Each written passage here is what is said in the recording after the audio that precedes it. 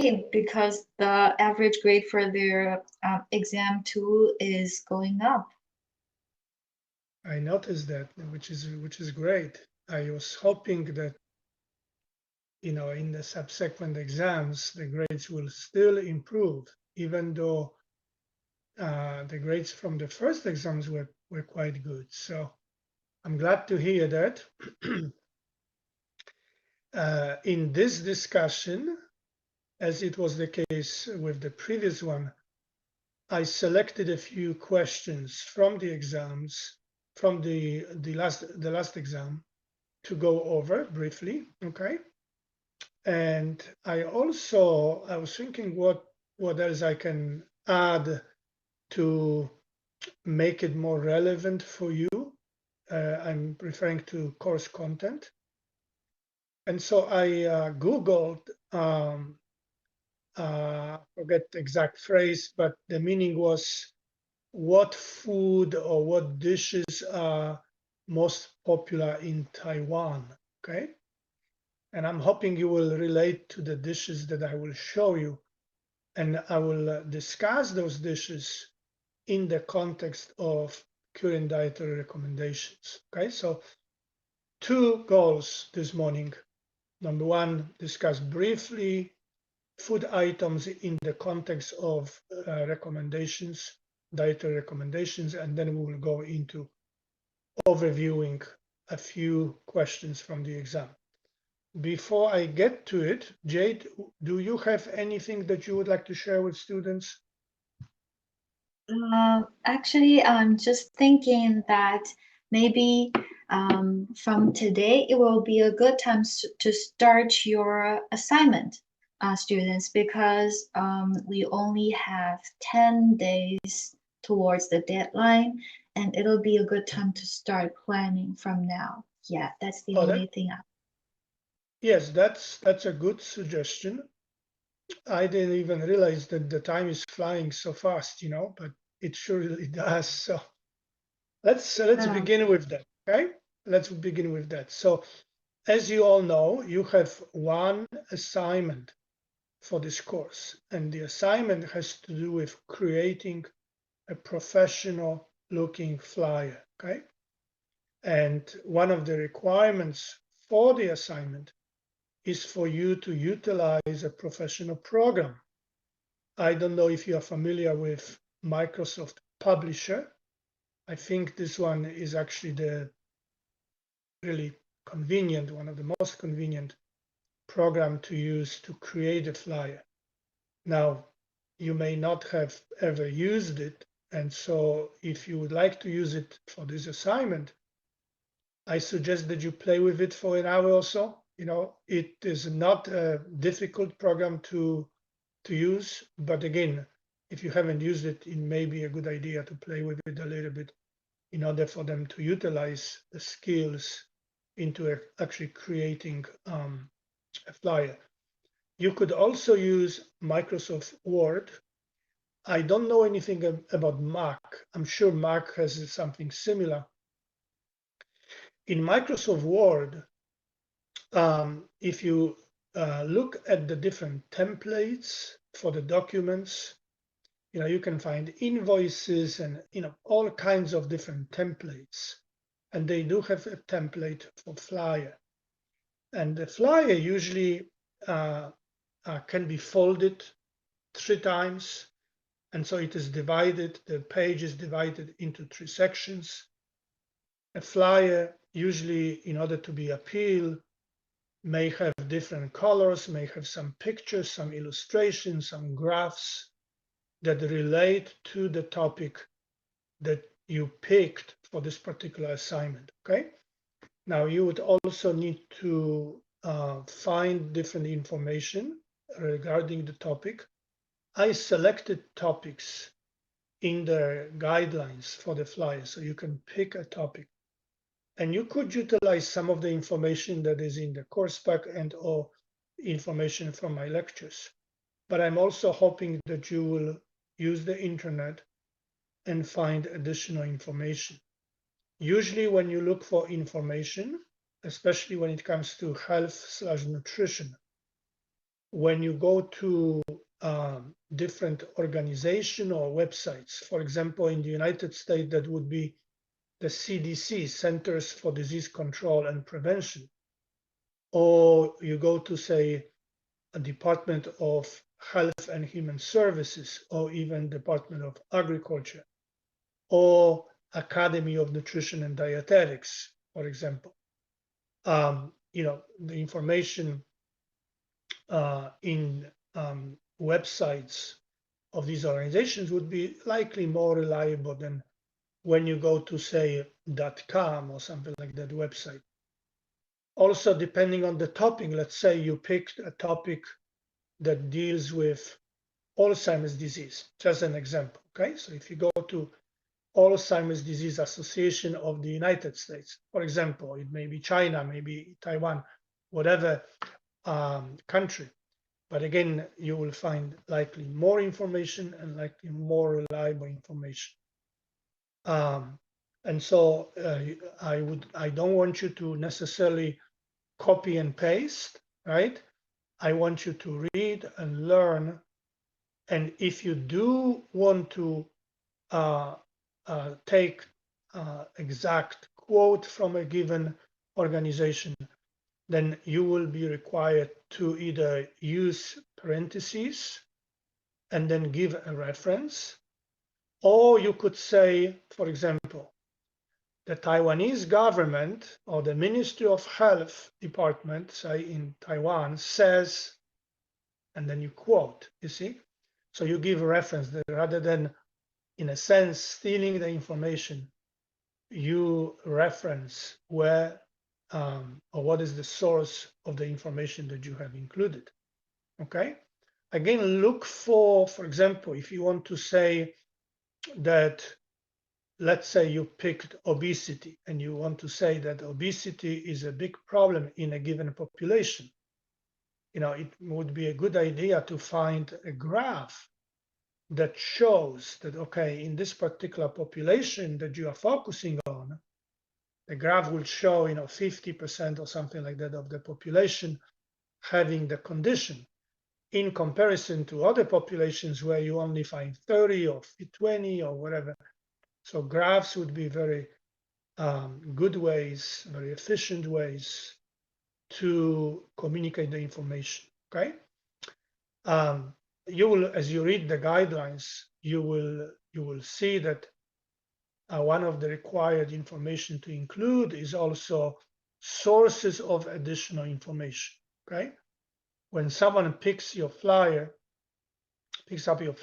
and reads your flyer and is interested in learning more, where could that person go? Okay, so have at least a couple, something like that, of names of organizations and their websites and or phone numbers where people can call and get more information, okay? Jade, help me out from grading this assignment in previous semesters. What would you think would be important information to add to students? Well, I think the most things I should say the most prevalent problems from previous students are sometimes they don't double check enough before they hand it in. So they have like really silly grammar or spelling mistakes, and also maybe some of the titles, like the order is not right. For example, if someone is talking about peanut allergy, it should always start with an introduction about peanuts and its nutritional aspects, and then you ease into the allergy, like its prevalence, and then the mechanism, and then how to treat. Not just like I don't think it's good to start with it's the allergy mechanism at first, and then you go back to an introduction of peanuts. This is something that I saw a lot with the previous students, like they don't have the logic when they're doing this type of assignment. And also watch out that if you take information, you should always rearrange and paraphrase it yourself. I see some students would just copy paste the like really huge paragraph, and it's not okay. Yeah, but Professor, I want to double check with you if they're just like like the information are reorganized, rearranged. Is it necessary to reference it? Well, when it comes to organization, it depends maybe on individual students.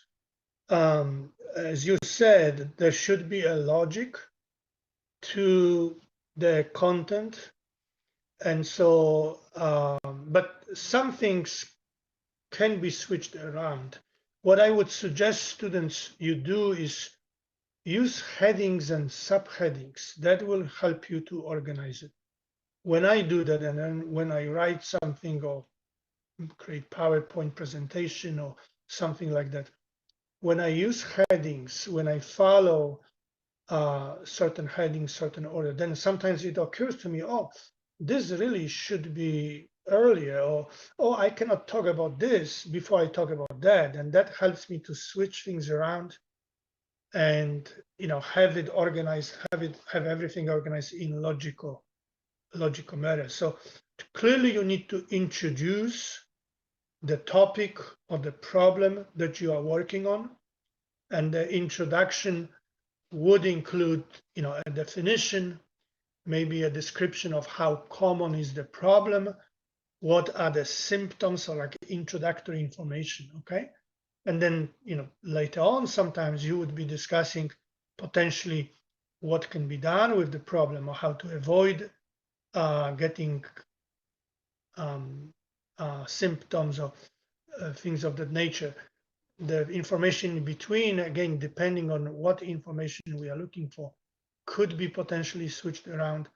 But again, using headings or writing yourself objectives and then following these objectives should help you to have it organized somewhat. I'm glad you mentioned that some students may have issues with either spelling or grammar or whatever. And that oftentimes is a result of doing things at the last minute. You then simply don't have time to even read what you have created. And everyone, I was working on something this morning and also last night, and I read parts of what I was working on last night. And I noticed, oh, this makes no sense. And then again, I corrected whatever. It just happens to everyone. But when we reread, when we have time to go back, we catch issues that we don't see necessarily as we write things, So if you get this done, you said the deadline is 10 days from today. Let's say, just as an example here, if you get it done, say,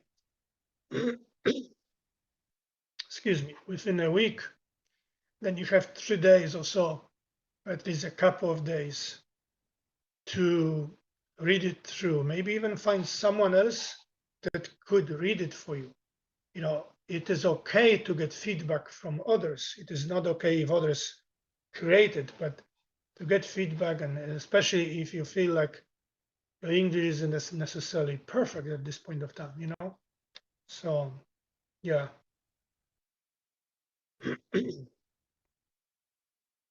Thank you for reminding me about this upcoming deadline, and I hope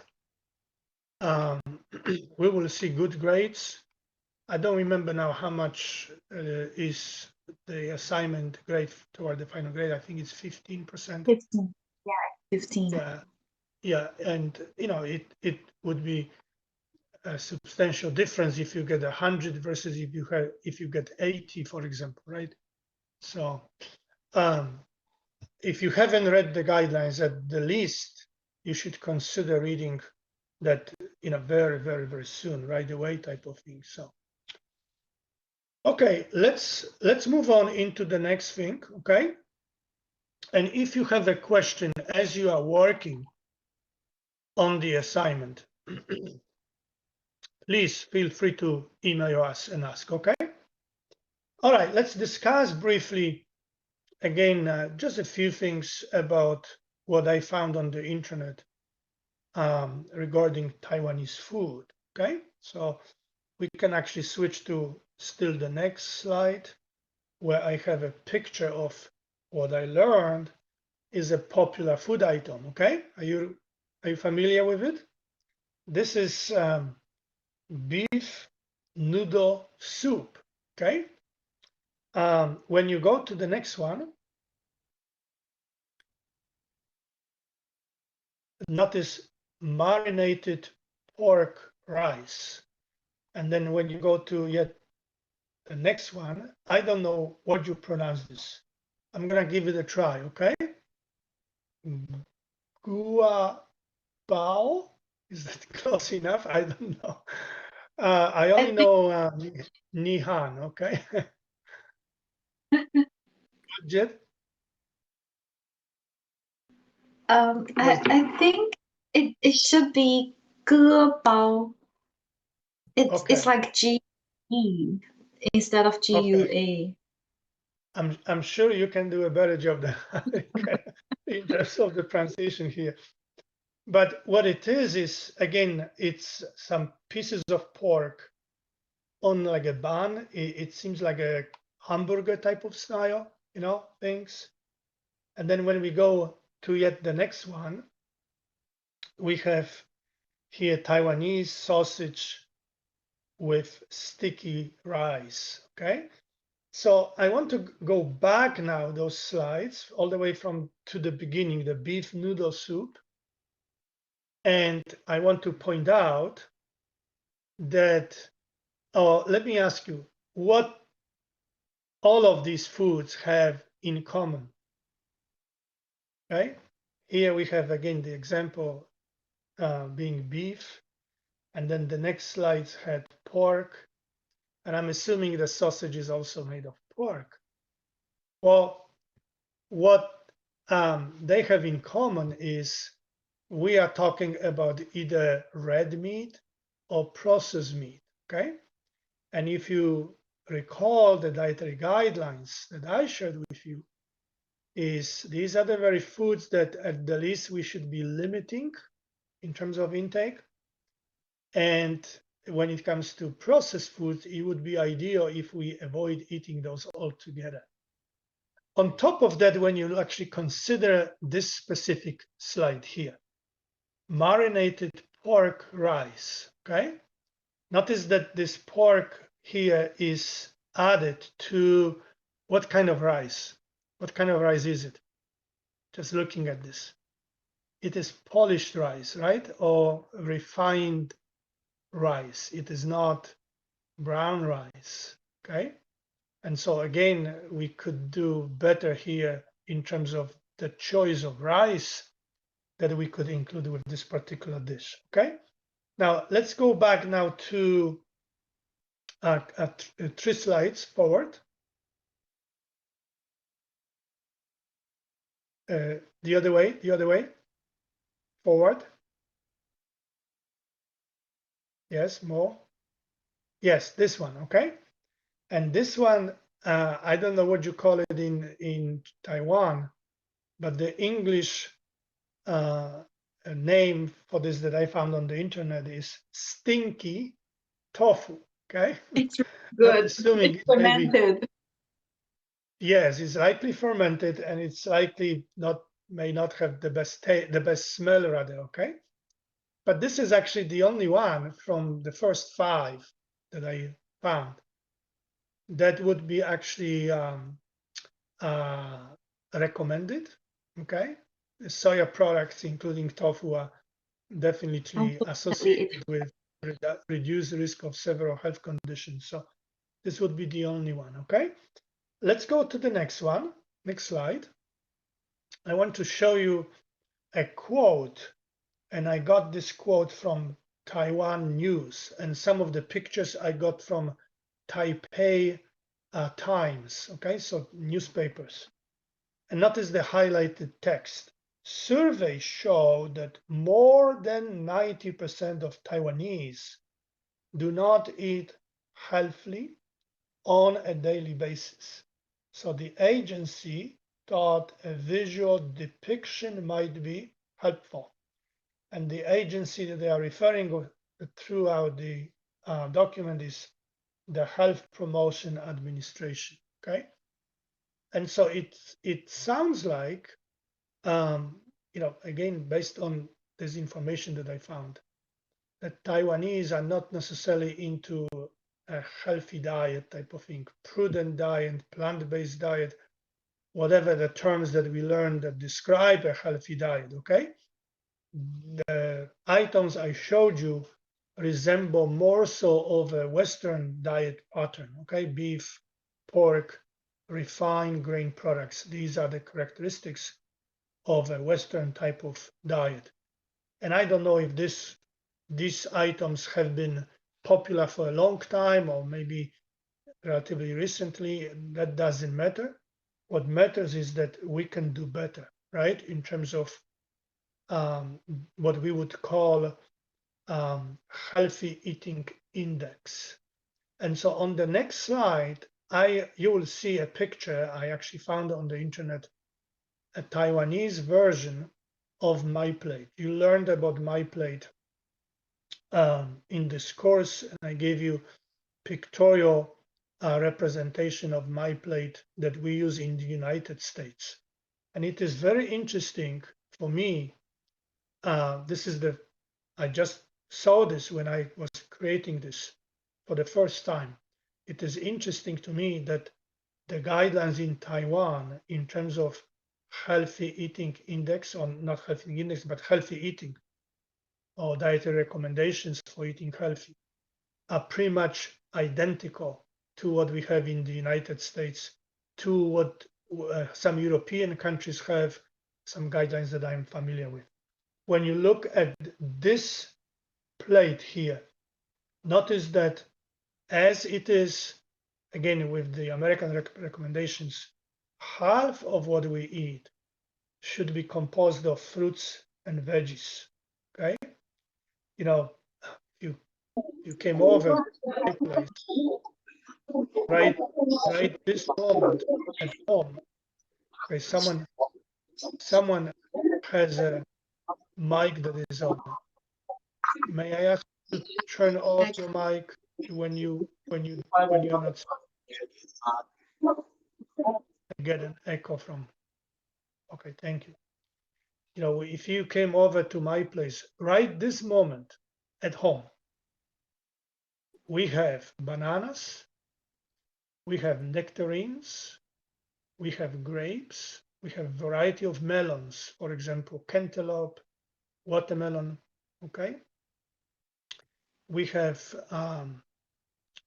some dried fruits, raisins, for example. We have, again, a variety of different fruits. And the same goes for veggies. I actually have my own garden. For the last 2 months or so, I've been eating my own tomatoes and cucumbers and string beans and a variety of others.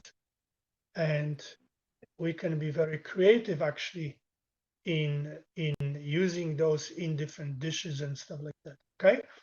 When we look again at this recommendation, MyPlate, I can see here also pieces of bread, and I'm not sure what some of the other items are. Likely there may be actually tofu.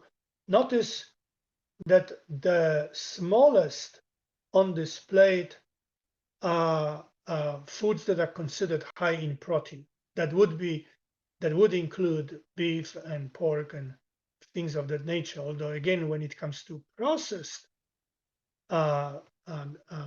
food items based on pork and beef, ideally we should avoid them altogether. Okay, so on the very next slide is an idea taken from the same source, from the Health Promotion Administration in Taiwan, is an idea of a meal.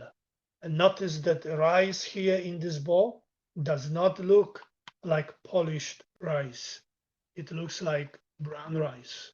something that we use here in my home. And my wife is Korean, and she does use a lot of rice. And we use not only we use only brown rice, but when my wife cooks rice, she also adds beans. So we have rice and beans in one dish, which is a dish that contains a lot of nutrients and stuff like that, fiber, things of that nature. Notice the big plate here.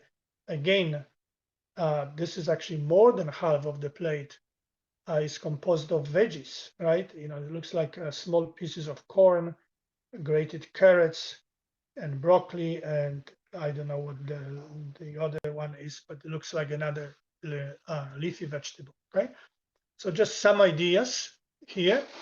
And as I told you from the beginning of the semester, that I'm hoping that not only you will get a good grade as your final grade from the course, but this information will help you to make better dietary choices. And of course, these dietary choices impact the risk of a variety of health conditions. So I wanted to share these with you just to, again, enhance the content and give you a few ideas of healthy eating. With that said, unless you have any comments or questions based on what I shared with you, I will proceed to discussing the exam, okay? So when we go to the next slide, we have, again, the breakdown of grades. And again, we have the majority of you getting very good grades. If you remember, last time I mentioned to you that about 32% or so received a grade of 90 and above, and this time it was 34%. And last time about 64% received a grade of 80 and above. And this one, it is almost 70%, is exactly 69.8%. And so this is very good, and I hope it will continue. It is possible if you have not received a grade you would like, if you are, with the grade of 70 or maybe even lower, look, it's possible, okay? It's possible. Figure out how you can study so you can get to those higher level grades. Now, let's get into a few questions. The next slide, please. All right. This is question 13 for this particular student, from which I selected these questions from. Which of the following is the most modifiable component of energy expenditure? And the student selected all of the above, okay? Now, I mentioned that all of these components are modifiable, okay? But when we are talking about most, just as if we were talking about least, they cannot be all most, or they cannot be all least, okay? Most means there's one that is higher than any other ones, you see? And so when we look at these three, the most modifiable component of energy expenditure is by far physical activity, because you can be completely sedentary, right? And which means that there will be almost no calories burned for physical activity. But then when you decide that, okay, you may want to compete in the Olympics or something to that effect, and you will be spending 6 hours or something like that a day training, maybe 50% or more of the energy that you ingest with foods will be spent on physical activity. So physical activity is by far the most modifiable factor. Although again, all of these factors are modifiable, but only one can be most modifiable. Next question.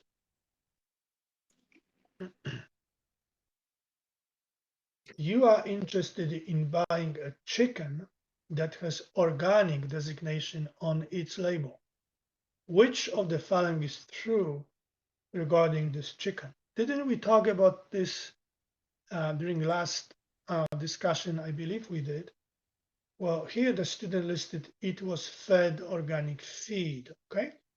But in reality, we mentioned that when it comes to meat and animal products, there are just two criteria that these products have to meet in order to be labeled organic.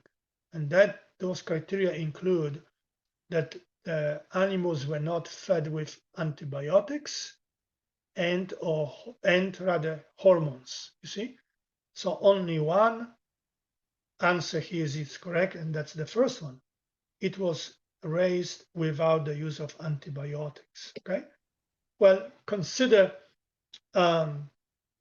consider some of the other. It was processed in an organic facility. What does that mean? What is the definition of organic facility? Is there such a thing as organic facility? You know, it was not raised in a warehouse-like condition. Okay, well, that would be nice if that chicken was not raised in a warehouse-like condition, but this is not a criteria for labeling this chicken organic, because you can have chickens roaming around, but then in the food, the same chicken would receive hormones and antibiotics, you see? Okay, let's go into the next question. And this is one that we have for sure discussed earlier. Which of the following grain products would likely be most effective in reducing cholesterol? Remember, I mentioned it has to do with the content of viscous water-soluble fiber, okay? And we mentioned at the time that oats and barley are the predominant source of viscous water-soluble fiber in grain products, okay? Wheat and rye, all of these products contain a little bit of water-soluble and a little bit of water-insoluble fiber, but predominantly wheat and rye contain water-insoluble fiber, not water-soluble fiber. And therefore, oats and barley are much more potent in reducing cholesterol level. Okay? Next one. Which of the following may be the effect of chronic alcoholism? Okay? And students selected liver cirrhosis. And this is a good answer, but chronic alcoholism impacts pretty much the whole body, all organs.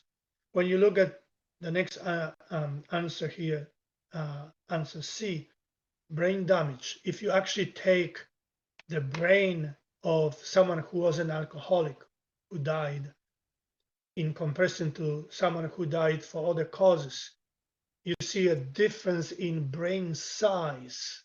Remember that alcohol destroys cells, okay?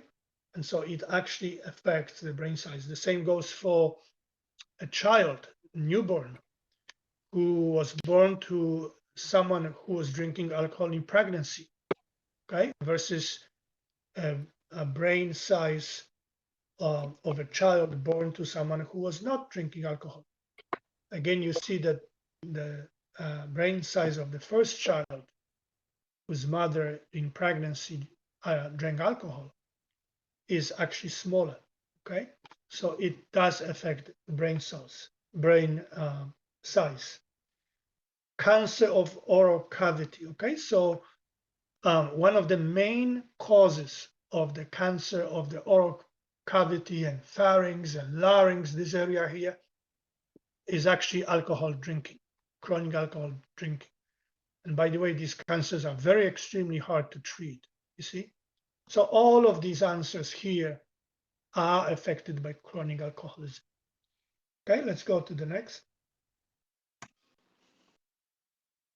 Okay, and this question is asking about a specific type of beriberi. Remember beriberi? Wernicke-Korsakoff syndrome is associated with which of the following? Okay, so beriberi is a condition that results from a deficiency of vitamin B1. Okay, and since alcohol drinking, chronic alcoholism, destroys many different nutrients, okay, including vitamin B1. people who use alcohol regularly, often, um, because of the destruction of alcohol on vitamin B1, develop a beriberi type called Wernicke-Korsakoff syndrome. It's actually named by a Russian scientist who first described this particular disease. Okay, so chronic alcoholism here is the answer. Okay, let's go to the next question.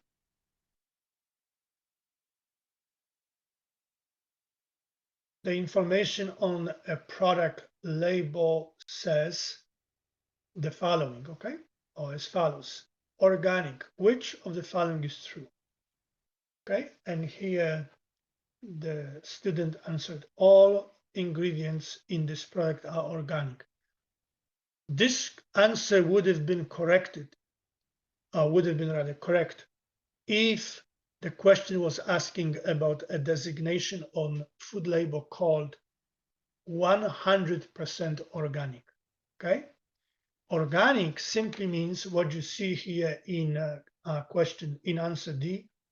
At least 95% of the ingredients in this product are organic. Okay, when you look at, for example, some of the ingredients in this product are organic, that would be about 70% or so. Okay, and then C, it is not possible to know. Well, if it is if there is a designation, then we do know, because the designation, organic, 100%, and so on, have to follow strict definition. Next question. Which of the following is true regarding cholesterol? Okay, and the correct answer has to do with the HDL cholesterol, but it's not answer C, which is low HDL cholesterol helps to reduce the risk of heart disease. It is actually the answer B. Higher HDL cholesterol helps to reduce risk of heart disease. You know, you probably have heard that, you know, higher cholesterol level, increases the risk of heart disease. However, we have different fractions of cholesterol. Okay, I discussed those fractions when I discussed about health effects of lipids, and there is actually one type of cholesterol fraction that we call HDL that is actually helpful rather than being detrimental. Okay, so the reason why HDL cholesterol is oftentimes called good cholesterol is because if we have higher HDL, it will actually help to reduce the risk of heart attack and whatever other complications, you see?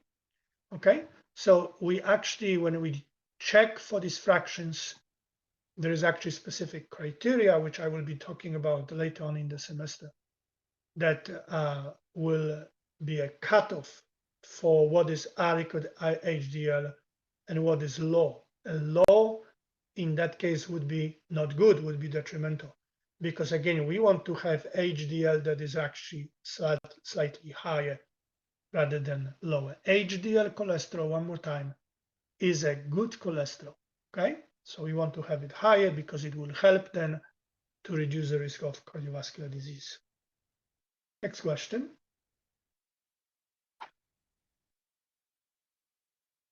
Enzymatic digestion of protein takes place in which of the following organs? Okay.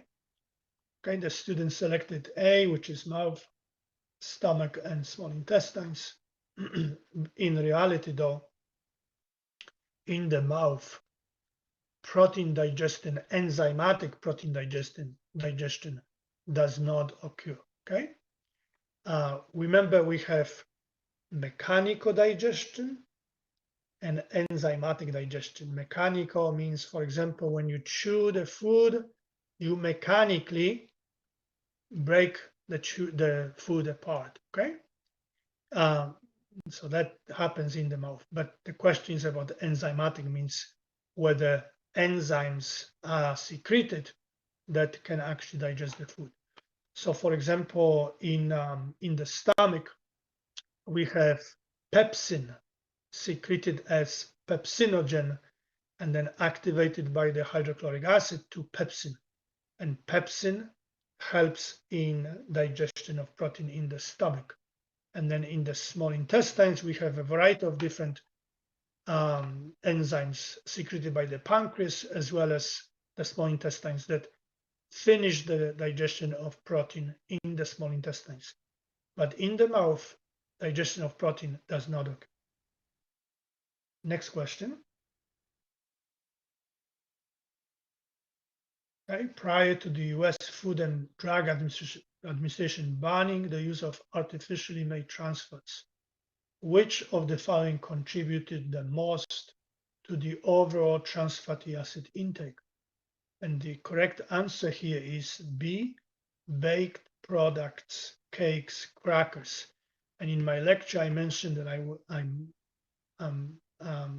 still including this information because not in all countries trans fats are banned. So likely the same products will constitute the best sources of trans fats, which we should be avoiding. Trans fats are a bad news when it comes to cardiovascular disease. Okay, so these foods, and remember, we are talking mainly about artificial trans fats that are added in manufacturing of foods. Okay, so when you look at processed meat is a source of trans fat, but these are the trans fats that naturally are found in that food, and they are not as bad. Okay, they are also detrimental, but not as bad as those trans fats that are added to those products listed in answer B. All right, let's go to the next question. Which of the following hormones is essential in preventing hypoglycemia? Okay, so remember when we are talking about hypoglycemia, hypoglycemia may occur when we sleep overnight because we don't eat as we sleep, right? So we may have 8, 10, 12 hours or maybe even longer between the last meal when we provided hopefully glucose and carbohydrates until the very next meal the next morning. Okay, and so we rely during that time on the stored glucose source, which we call glycogen, right? The same goes for when you are an athlete.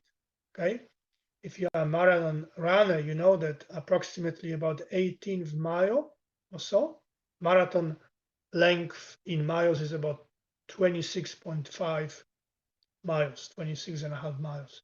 So about 18th mile, so you hit a crisis. Why? Because the glycogen from the source of glucose is depleted at that time. Now, what helps with releasing glucose from glycogen into the bloodstream? Right? It is glucagon, the hormone listed here as answer D.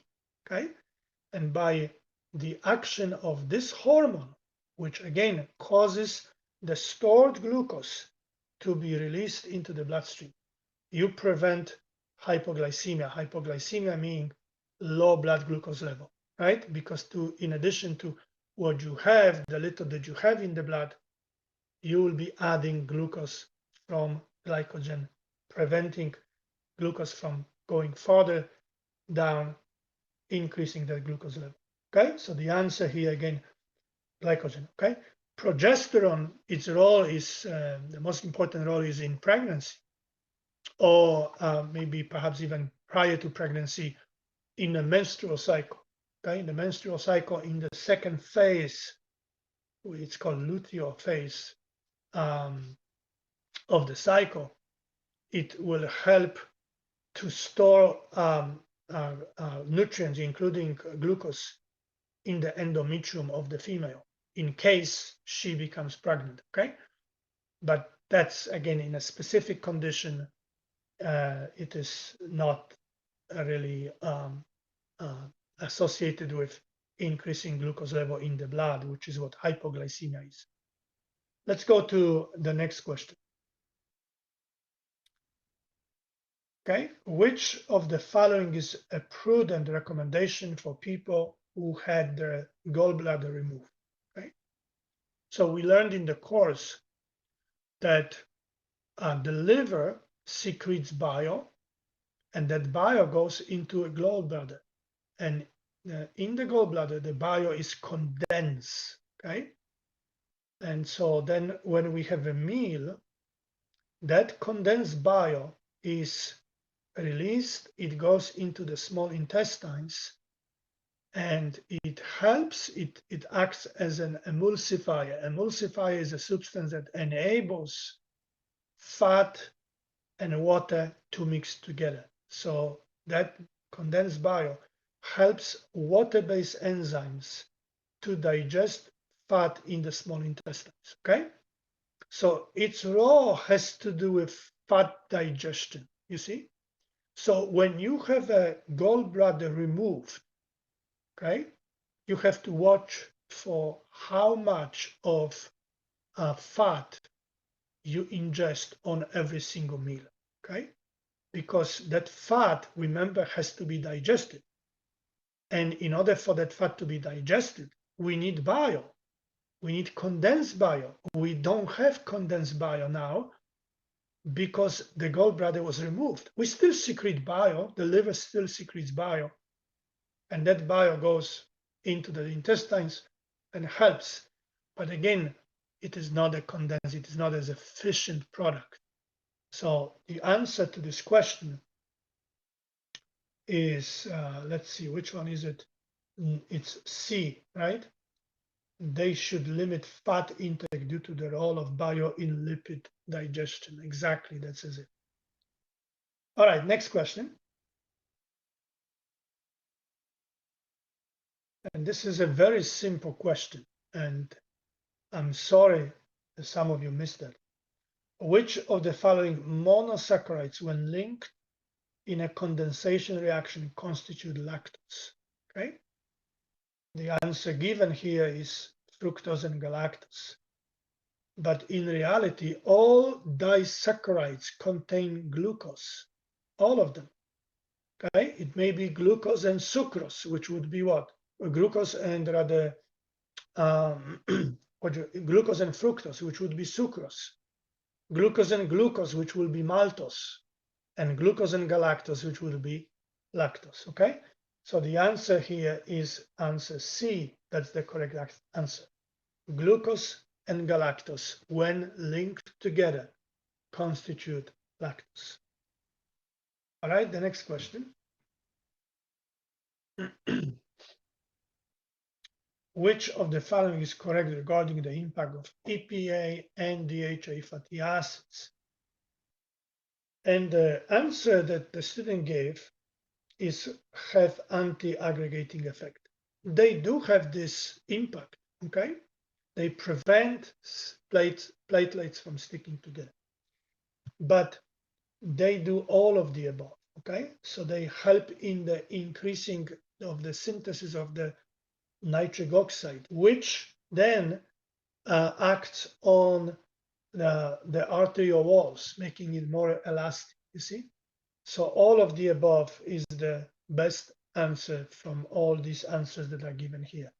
These fatty acids play a very important role in our health, regardless of who we are talking about, whether we are talking developing fetus, infant, child, or adults, you see? Okay, both EPA and especially DHA. All right, and I think one more question on the next slide. Which of the following is not the physiological effect of viscous dietary fiber? And I think we also discussed this one previous, okay?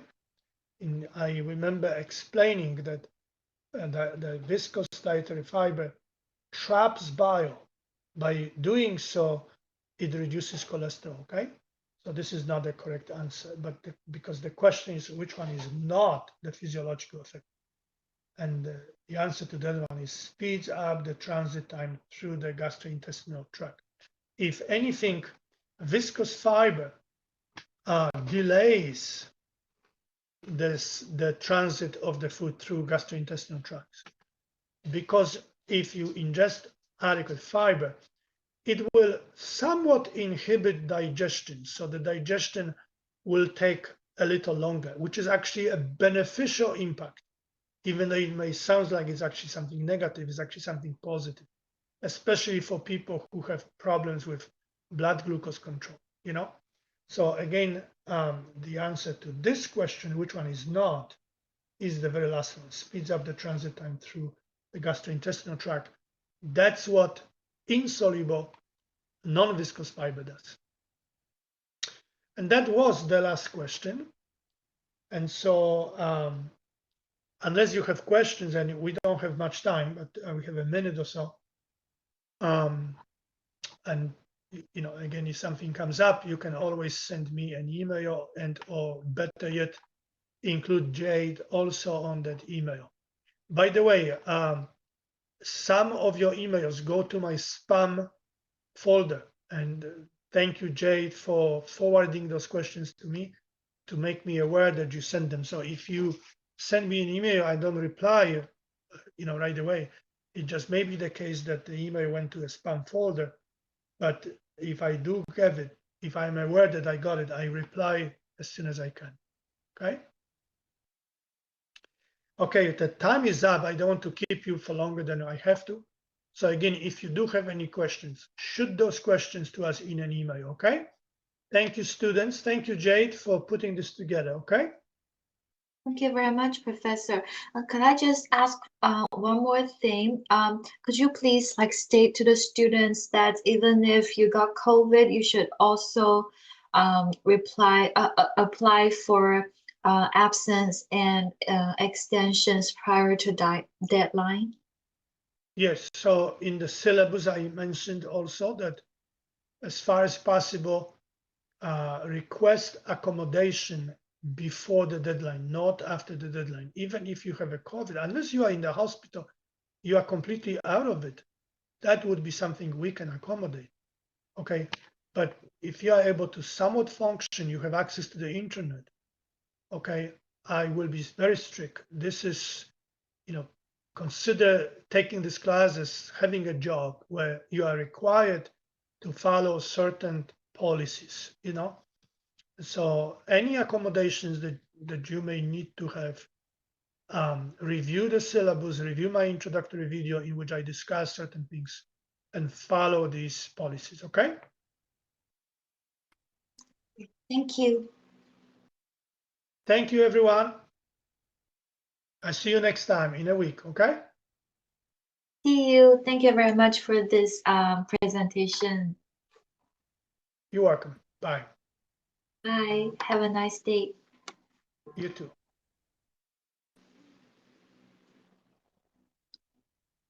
好嘞，亲爱的小朋友们，你们听到了吗？如果之后，大家不幸新冠了的话，还是需要提前跟 professor 请假的。比如说，你当天发现自己，新冠了的话，那么也要在 discussion 开始前寄出你的那个迟交，或者请假申请。就是很不幸的是，我们班有一个同学，今天他就是因为没有提前提交，然后 professor 没有批准他的请假，所以说大家一定要注意这个，因为之前有同学利用这种钻空子来请假什么的，所以 professor 这次就把我们的 policy 改得非常非常严格，大家千万不要玩火，对。好，那么我已经开了签退通道，大家就可以开始签退喽。如果说没有办法在腾讯会议这边签退的话，可以微信上给我发送中文名加签退。